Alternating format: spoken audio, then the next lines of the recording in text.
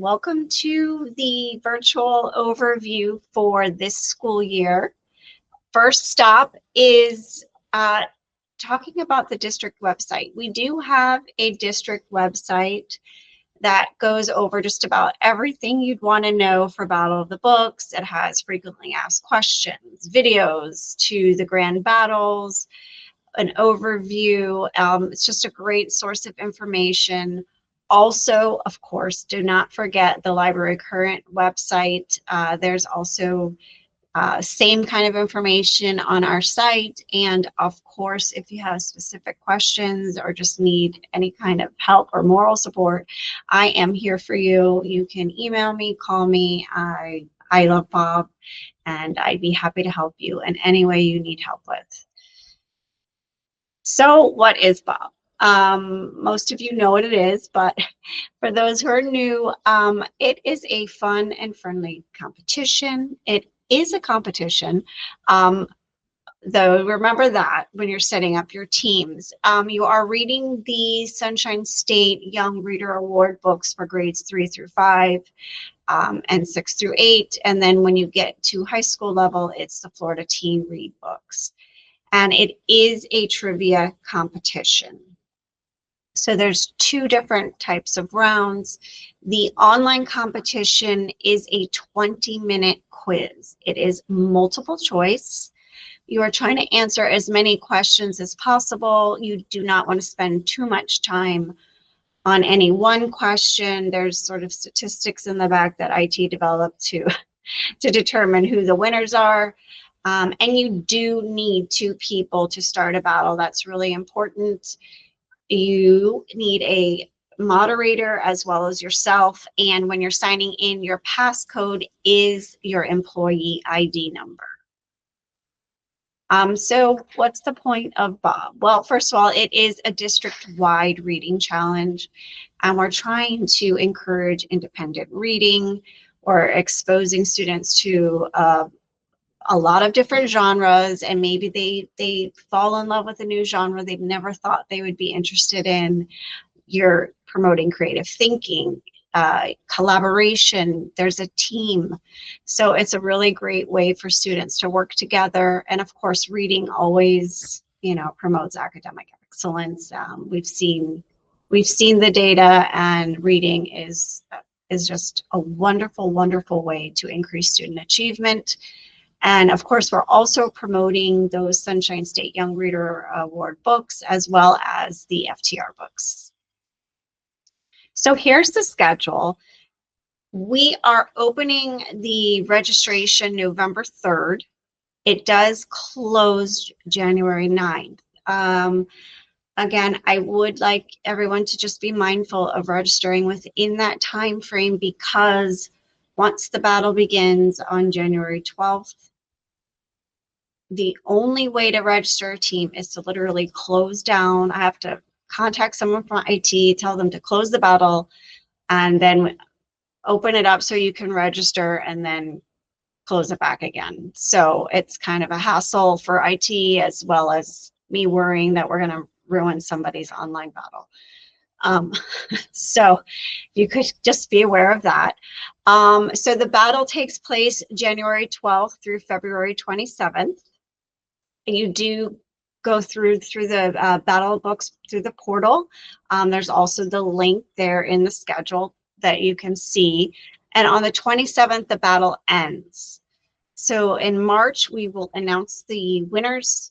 And I do not have the date for the grand battle yet, but I will get that to you and updated in the timeline ASAP. So we do have a little pup date, pun intended. So speaking of opening the registration November 3rd, for those of you who are new and have never experienced this, we did a little video so you can see what it looks like. How to register a Battle of the Book team. Go to bob.palmbeachschools.org and click on Create Team.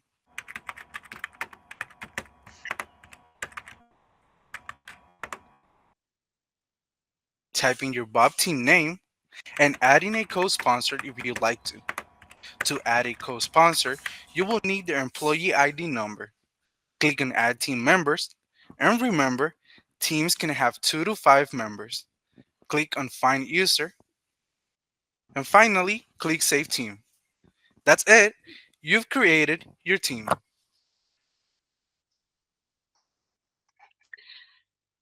It's true as Stephanie says, Monty is the best coworker. So that was too much fun to make, but just to let you know, we made that in Adobe Express, and you too can create things like this. The students love doing projects. Great for making projects for school, as well as, again, working with students in the media center. And so, quick plug, Adobe Express is coming out November 11th. It's an all-day training. There's going to be a lot of new topics that they're going to cover. So hopefully you guys can make that. And then we are going to, Alessandra, it's two to five. I'm going to go through all of that as we're going through. So these are the titles for the Sunshine State Young Reader Award grades 3 through 5. And I'll be sending out the slideshow to everyone. So when you get the slideshow, if you click on the titles, you'll get links to teaching books, and then that'll connect you with all sorts of information that maybe you can use with your students. And these are the grades 6 through 8 titles. And these are the Florida Teen titles that you'll use for high school. All right, so everybody gets awards that participates. Every student that actually participates in the battle, so they do have to log in that day of that online battle, they will receive a certificate. The top 1,000 teams will receive dog tags. And then, of course, the top 2 teams in each division are invited to the grand battle at 10, and there can only be, one school. So if your school is top 1 and top 2, then we would go down and pick the third level of school of the winner, and then whoever wins that gets to take home the Kavanaugh Cup, and they keep that in their media center or wherever on campus for an entire year. And we have a nameplate made, and all the schools' names are listed on that big trophy. So it's really exciting. It's a fun event for the kids to come out to a TV studio and participate. Also, big question, how do I get students to participate? Well, okay, one, you have some students that usually come into the media center that are avid readers. I'd say try to grab them and get them interested. Obviously, you can collaborate with teachers on campus to get them. A lot of schools do that, like Bach and Suncoast. I've seen like their reading teachers or the ELA teachers have Bob teams as well. You can incentivize. They love those brag tags, have events, ice cream parties, special awards. Of course, promote it through the morning announcements, through the TV show, flyers around campus. You can have a book club. So there's a lot of ways to recruit. And then maybe I'll have a time where we can all talk, and maybe people can share out ideas how they get their students to become involved. So how do you get copies? Well, one, obviously you can use your media center funds. You can use book fair money, SAC, PTO. And then also towards the end of this year, I will send out a request to become a question writer. And if you decide to become a question writer, then we will give you the entire set of books for you to add to your library. Of course, that's not going to help you this year, but it could help for next year. So think about that. And then, so when can you meet? Well, you can meet before school, during lunch, after school. You can see if you can get a Bob club during elective. It all really depends on your individual school. And then I would say that it's a really great idea to have the students make up their own Bob questions. So I'm going to show you at some point what the questions look like, and then they can try to make questions so that they're able to understand how to think about it. I think that's a really great strategy. Also, there's information on the FAME website, teaching books, which I've given you the links with the slideshow, as well as there is battle questions, and that does cost money, but a lot of different people use battle questions and like it very much. So to gear up for Bob, I would say you could create a Google Classroom. I would show the battle videos so that they understand what that's like and to get them excited. Obviously practice the multiple choice questions. You can use Kahoot, Lumio, Quizlet to practice. And if you're going to go to the grand battle, I would say practice in that format as well. It's, more of a high pressure situation for them. And you do not have to read all 15 books. But if there is a shootout, which really doesn't usually happen, it is each teammate gets asked a question, sort of like I related to penalty kicks. So if I'm asked the question, I can't ask my teammates, do you know the answer? I have to be able to answer it. So I would say maybe do some crossover. You can divide it. If you had 5 students, they could each read 3 books. That's up to you. Dividing and conquer is probably what most media specialists do with their teammate, with their teams. So, but I would maybe have some overlap. And then, of course, keep track of who's read what. We have another little video. So this is going to show you how to start an online battle, but it also kind of shows you what it looks like so you can have a sense of what to expect. How to start an online battle. Go to bob.palmbeachschools.org.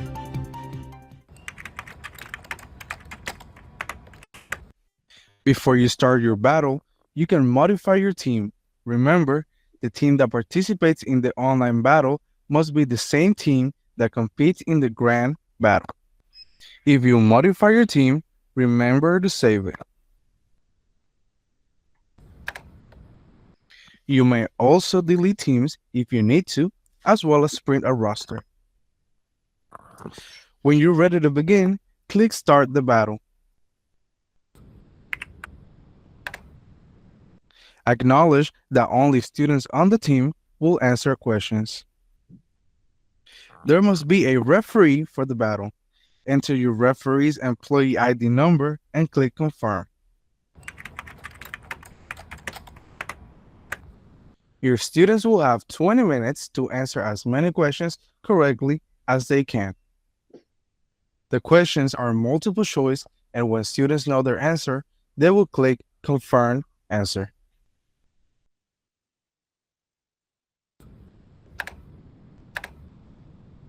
The time remaining will be displayed during the whole time the battle is taking place.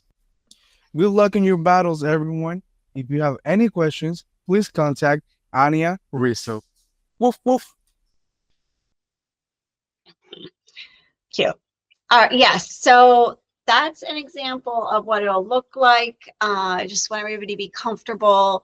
It can be kind of nerve-wracking when you're signing in and doing all that for the first time. So you do need to have that moderator. Almost every year, I think I've had somebody not realize that. So I just want to make that clear that there has to be the 2 of you there. And then, so here's an example of the questions. So here it does tell you at the top that what book it's from and the author.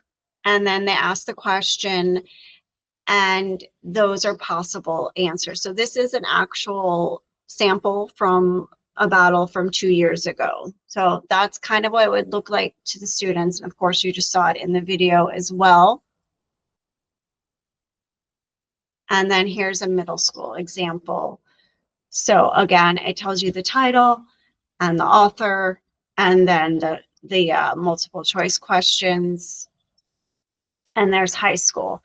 So for the grand battle, it is different, right? the questions are in which book questions. So they're going to ask you what book, was whatever. For example, in which book does a character compare themselves to an earthworm and a friend to a glowworm? And the answer is the title of the book and the author. So it's really important for them to understand and know who wrote the book and the title. And so it's just a different way, and it's a little more complicated for students. Here's an example of the middle school question, and here's high school. So just, if you have any questions about that, please do let me know. And so now is the time where we're going to like talk to each other, and if there's any tips or best practices that you could share out, that would be great. A lot of you have been doing this for a long time and have some really good ideas. Let's see. Alonzo gave a really good idea last year, and I'll start out. Uh, he, naturally students kind of want to team up with their friends, and that's not always the best strategy for making the team. It really depends if you're trying to win or you're just having fun. It really depends on the situation. But so he created bookmarks, and as the students read books, they collected the bookmarks, and it was a way of kind of gathering data so he could put the teammates together that had were more likely to win, instead of like diffusing out the people. So and I think it worked. They did win, not this past year, but the year before. So it's been a good strategy. And of course, there's ebbs and flows with students that are interested and not as well. So that does have some impact. So adding members, that would be, yeah, right before the online battle. But whoever's going to the grand battle has to be the exact members that were in the online battle. You can't switch anything for that.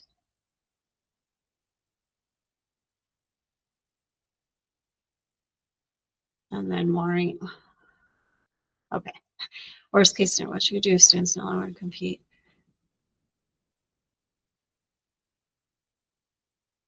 Yeah, so if they don't want to compete, you can delete the team members before the online battle. So once you log into that online battle, so you've registered, but you have the chance to modify the teams right before you go into the online battle.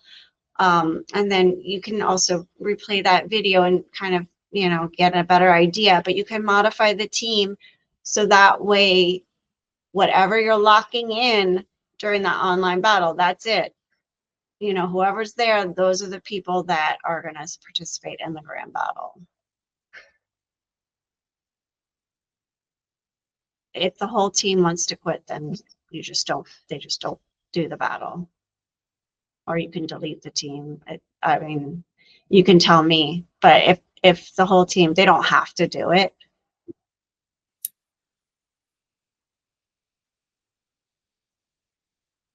Yes, Jana. Okay, so during the battle, are all the kids on separate computers, or are they on one panel answering? How does that work? I don't understand. It's one computer. I wouldn't put it on the panel, but maybe people are doing that. I mean, because you don't want anybody else to see the questions. Alonzo, how do you do that? I just saw you pop in. I'm putting you under. How do you do the online battle with the kids? Like, what is Are you are you talking about the final battle or how we practice? I'm talking about the online battle, like when you're doing the online version. I have the kids show up. Usually we come during their lunches, and we all get together. We put one computer in front of all of them. We practice this though, so they're used to working on one computer. And And then I have the different teams on different areas of the media center. And then I have to have someone else in there observing them because I can't be there by myself. So basically, I just have them set up in different corners, one computer for the whole group. And then we've already assigned the person who's going to be controlling the mouse, the person, and all that stuff. So one person with their hands on the computer, the rest of them behind him or her, giving them the answers as they go. Right. So the captain is the one doing the navigating. Right, right. Yeah. Otherwise, too many hands cause problems. Exactly. And then as far as the panel goes, to me, I would think that people would be able to see things, but I guess if you have it restricted, it would be fine. I have them in different corners of the media center, so they can't even see each other at all. They're like completely facing the opposite directions. Yeah. No, yes. Oh, because someone asked a question about putting it on the, the big smart board. So I've never done that. I always do it on their individual Chromebooks. yeah, that's what I've mostly heard people doing as But well. you can do that too. I know, of course, it's been several years too. Like it wasn't the smart board then; it was, the big LCD projector thing. But I had the questions up there, and then you have your captain in front of the actual computer, and the kids were like, given the information. And you want your captain to be the one too that can possibly be the one that jumps in if everybody else cannot seem to get that answer. The captain's going to have to be that one that can definitely kind of eliminate and boom, here's the one. So they've read the majority of the books. They're more versed in, the books and the questions. So that's a thought. Yeah. And that would be if you're only obviously just doing one team at a time, or if you only have one team. If you have multiple things going on, then the Chromebooks would work best. But you don't have to sign up all your teams in the same day at the same time. You can spread them out. Exactly. Yes, that is true. So, and Amy, you can always go to that bob.palmbeachschools.org as well to log in. Also, Alonzo, I did share out about your bookmark idea. I don't know if you want to talk any more about that as a way to kind of. Yeah, I can talk about that. So what I do is I have my TV production kids make bookmarks based on the SSYRA books for every year. And our practices are mini quizzes where our teams compete against each other.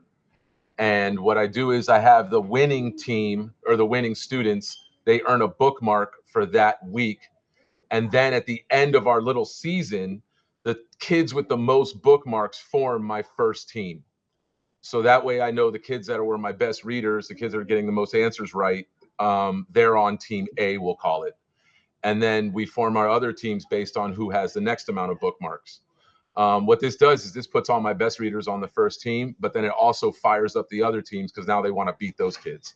So I really embrace the competition aspect within my own group. I think I have maybe 4 teams this year, and they love going up against each other. So I use that to have them, basically become as prepared as possible before we do it for real. And the bookmarks are just a little incentive so that I can pick the best team. I ask the kids every year, do you want to do it by friendship or by, who's the best readers? And they always pick who's the best readers. So that as long as they're being competitive, I just embrace that and kind of feed into it. And that's where the bookmarks come in. It ends up becoming like a badge of honor. I got 3, I've got 4, that kind of thing. So that's how we do the bookmarks. And really, I take it off my hands because my TV production kids make them for me. All I do is print them out, laminate them, and then we're good to go. Yeah, and it's a great idea, and it worked. It worked for you, so I'd encourage you guys to do that as well. To try to form the best teams, and that's a really great strategy. I think the most important thing is to make sure the kids are having fun. So I always give them the option. Do you want to get with your friends or do you guys want to really compete? And my kids always choose to compete, but if they ever did decide to do the friendship way, I would be totally for it. I just want them to have a good time with the program. That's all. If we win, awesome. But if we don't, as long as we had a good time and we're all reading, I'm happy. Yes, very true. Very true. Well, does anybody else want to share out about anything or add anything to that?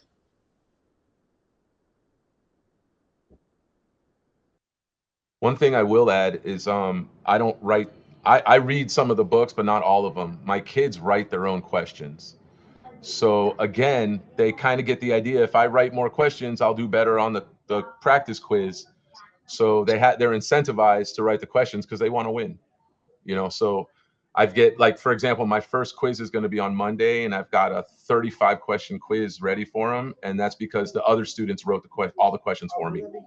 I've only read. I'm in the middle of reading The Fire, the Water, and Molly McGinn, and I'm writing questions for that. But the kids read all the other ones. Yeah, I really do think that having the students write the questions is a really great way to kind of like reverse engineer it in their brains, where they're not being so passively taking in the questions, but they're having to like really think critically about it. I think it's a good technique. It also forces them, when they're reading, to pay extra careful attention. When they're reading, they're writing sticky notes with questions and putting them on the cover of their books. So that way, not only are they just reading, but they're also hopefully retaining a little more because they're trying to create questions based on what they read. Kind of like making them teachers. The best way to learn something is to try to teach it. Yeah, So. exactly. I agree. Do you know the qualified question? I don't know if I misread it. Do you know how many questions they might be asked typically? Oh, in the online battle, Yeah. there's around 300 questions, and Oh, wow. they won't get through them all. Oh, It's like okay. kind of, yeah, And it's a time test? 20 minutes. Oh, 20 minutes. Okay. Okay. All right. Yeah. So, okay. They're trying to get through the questions quickly and Okay. obviously accurately. Okay. So, Thank you yeah. so much. Of course. All right. Well, if no one has anything else to add, I just want to let you know that if you need anything, please do reach out to me. You can email me or call me. Email is probably the best way. And I look forward to working with you and seeing all the wonderful things your teams do. And I hope you have fun. I hope you encourage that collaborative spirit. And please do let me know if you need anything. And thank you for attending.